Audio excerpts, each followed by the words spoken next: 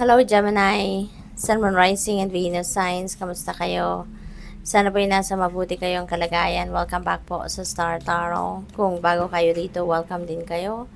Thank you for your support. I truly appreciate it. God bless you all. Gemini, pauna mensahe ninyo both. Wow, napakaganda, Gemini. Money or property through an inheritance ang maaaring dumating. There could be also winning, no? So, pwedeng may panalo kayo rito sa loto siguro or any game of chance at saka may windfall of money, no? So, maaring iba't iba ang panggagalingan ng pera, no? Na maaring dumating sa inyo sa ngayon.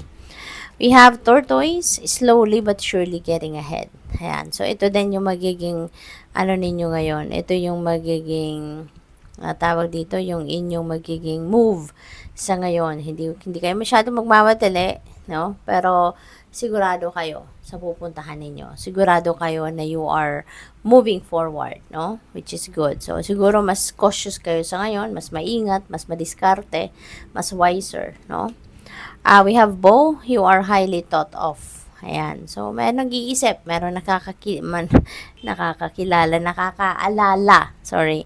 Merong nakakaalala sa inyo sa ngayon, Gemini. So, which is really good, no?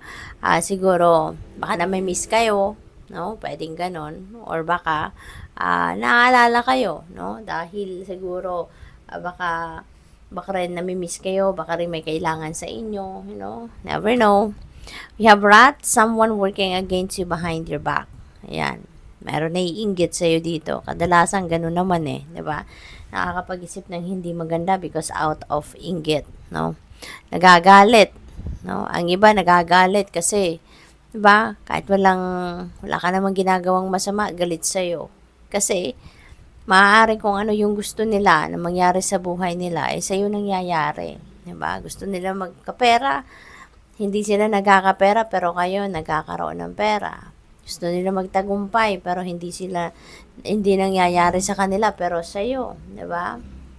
Lumalapit ang tagumpay. So, kaya kahit wala kayong ginagawa directly towards those people, nagagalit sila, 'di ba? May mga ganun. Kaya siguro ganun ang dahilan dito. So, it's just out of inggit, no? Kaya mag-ingat kayo, no? With your dealings with other people, okay? Mag-ingat kayo with what you share with other people, yung mga kwento, 'di ba? Yung mga plano ninyo, no? Kasi baka masabotage kayo, 'di ba? Kaya ingat kayo at lagi magdadasal, no, for your safety and protection. Older woman, dealings or relationship with an older woman. Ayan. So, this could be anyone sa buhay ninyo. Baka, since meron tayong property through inheritance dito. So, pwedeng si older woman, baka ito yung magpapamana sa inyo. 'Di ba? Ng isang, siguro bank account. 'Di ba? Pwede rin na trust fund, pwedeng ipapamana sa inyo, lupain, bahay, property, yung gano'n, no?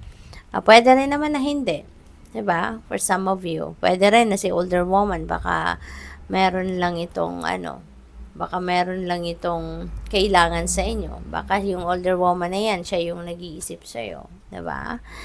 What else? We have table, hard work ahead.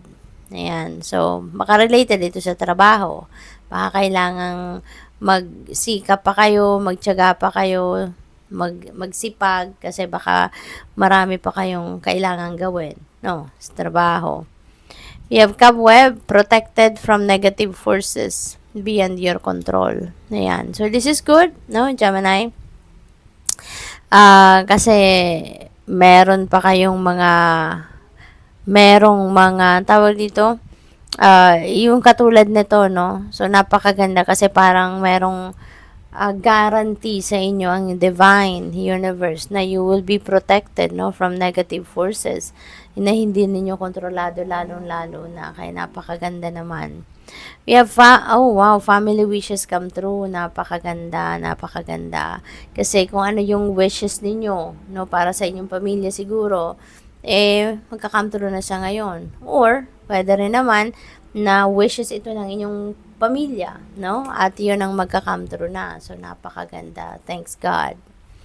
What else? We have bag. Oh, wow. Gemini, bonggang-bongga talaga kayo sa pagdating sa pera, material na bagay, kasi tignan ninyo, something important is coming your way as well. So, pwedeng bagong trabaho daw or bagong o pay raise or pwedeng promotion ito. Pwede rin naman na yung nilalaman ng bag na to, isang damakmak na pera, di ba? You never know, yung blessings ng Panginoon, you don't know kung ano ang pwedeng ibigay sa'yo. Kaya, meron din akong na-pick up na ganyan.